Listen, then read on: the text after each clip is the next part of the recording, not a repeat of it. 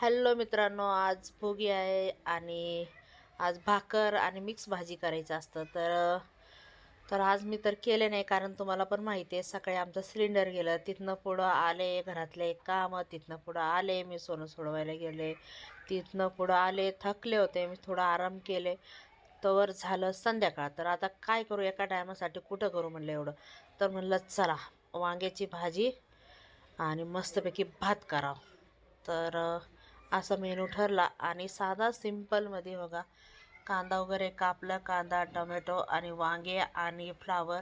आणि असं नाही की मी भाजी नाही आणली, असं पण नाही, मी भाजी आणले होते. मिक्स भाजी करायचं, भाकर करायचं, अक्षरशः ज्या बाजरी पण 2 किलो बाजरीसुद्धा दळून आणले होते मी.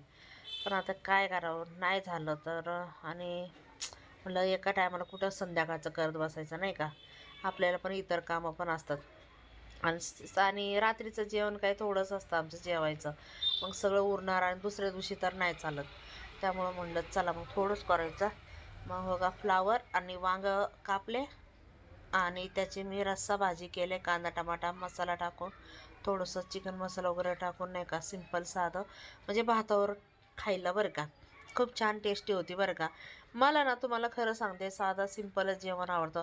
आता एक करायचं म्हटलं तर बघा, शेंगदाण्याचं कूट पण टाकलं असतो, मसाला पण टाकला असतो वगैरे बघा. बाजरीचं पीठ बघा 2 किलो दळून आणले, पण मी भाकर नाही केले.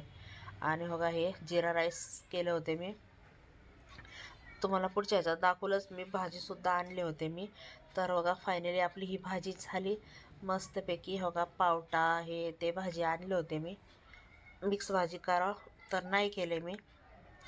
त्याच्यानंतर बघा वाटाणा 2 दिवस अगोदर मी सोलून ठेवलं होतं, घाई गडबड नको म्हणून. त्या झाकून ठेवलं म्हणून त्या वाटाण्याला भुराच आणलाय. त्या वाटाणा दिलं फेकून मी. आणि फायनल झाली आपली मस्तपैकी वांग्याची भाजी, एक नंबर टेस्टी टेस्टी, खूप छान झाली होती. मी सिंपल साधंच भाजी करून खात असते, मला आवडतं. चला तर मग